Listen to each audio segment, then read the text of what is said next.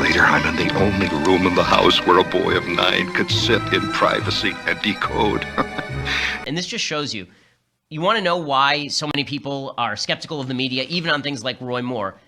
You cannot count out the fact that the media are willing to jump over any barrier in order to get Republicans. They really are. And so when you ask, when the left looks at us and they say on the right, how could you possibly not just credit the media with great reporting when they report something? It's because within 3 hours, half of this stuff gets discredited. Half is a little much, but a certain percentage of the stuff gets discredited. So, for example, there was a report from CNN, and the report from CNN said that on September 4th, there was an email that was sent to the Trump administration, to Donald J. Trump, to Donald Trump Jr., to other members of the administration, and that this email had a key code, a decryption key for WikiLeaks that had not yet been released publicly. Aha, B.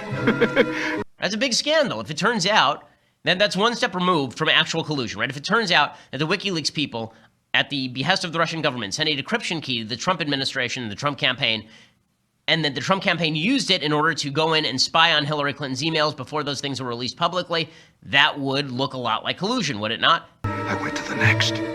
E. The first word is B. S. It was coming easier now. The CNN exclusive in the Russia investigation. An electronic trail has emerged showing a possible attempt to share hacked WikiLeaks documents with the Trump campaign. G. O. Be sure to what? Let's get right to CNN's Manu Raju with these breaking details. Manu, what have you learned? Well, John, Donald Trump, his son Donald Trump Jr., and others in the Trump organization, they received an email in September 2016 offering a decryption key and website address for hacked WikiLeaks documents. The fate of the planet may hang in the balance. Now, the use of a website and decryption key is a means to provide information. This aligns with past WikiLeaks practices. The idea is that WikiLeaks will post a data file on the internet, but it is encrypted and impossible to open without the key. The question here, though, is that did that actually happen here? That someone sent Trump campaign officials essentially the keys to access these WikiLeaks documents, hacked documents in possession of WikiLeaks. It was almost clear. And just to be clear, Manu, is there any sign, Donald Trump Jr.'s attorneys deny that he did anything with that information, any sign about whether anyone in the Trump campaign used these keys that were provided to them? We don't know. We don't have any evidence of that yet. Yes. To now, CNN's Manu Raju on Capitol Hill with a development. Manu, what do you have? That's right. We're actually correcting a story that we have been reporting throughout the day today about an email that was sent to the Trump campaign, to then candidate Trump, Donald Trump Jr., and others during the heat of the campaign season. This email included a decryption key. Be sure to drink your Ovaltine. And also a link to where they could access some of these hacked WikiLeaks documents from the Democratic National Committee. Now, we've been reporting that this email came on September 4th. That was before some of these documents were publicly available, but we have just obtained a copy of this email. And instead, we now learned that this email was on September 14th.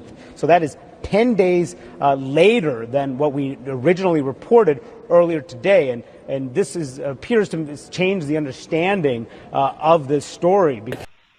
Because initially, it seemed perhaps they were being offered access to documents that were not yet publicly available. But in this email from an individual named Michael Erickson, they do direct the Trump campaign to some publicly available documents.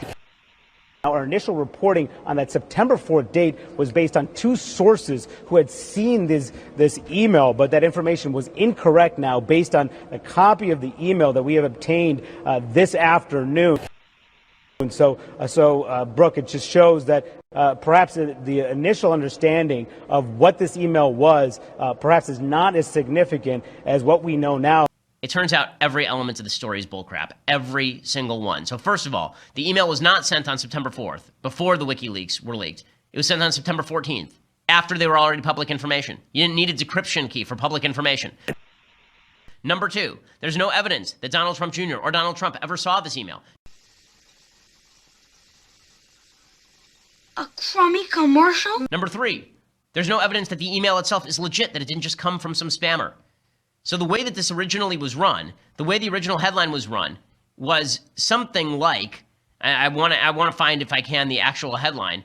CNN report, Trump and Trump Jr. got September 2016 email with decryption key. Right, here's what David Wright from CNN tweeted. He tweeted, candidate Donald Trump Jr., and others in the Trump org received email in September 2016 offering a decryption key and website address for hacked WikiLeaks documents, according to email provided to congressional investigators. Right, bombshell. Before any of this was public, they were being offered a special in by WikiLeaks, aka the Russian government. Except again, it turns out it may not have come from the Russian government. There's no evidence Trump looked at it, and the email came 10 days after the initial CNN report said, which means that the email came out after all the information was public. I mean, this is a Brian Ross level screw up. It is a massive, massive screw up. Son of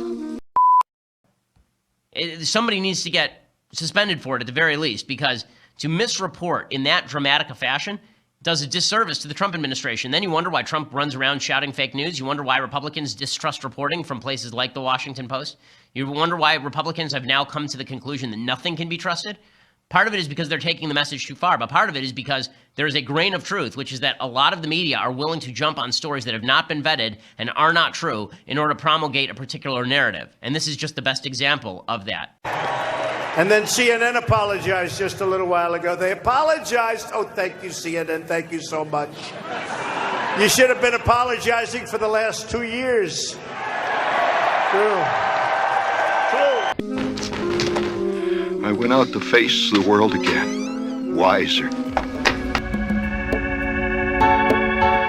You know, I've been hearing more and more about a thing called fake news. Fake news. I've seen people destroyed, and I think it's very unfair. Some of the media outlets that I deal with the fake news. Fake news. I think it's a disgrace.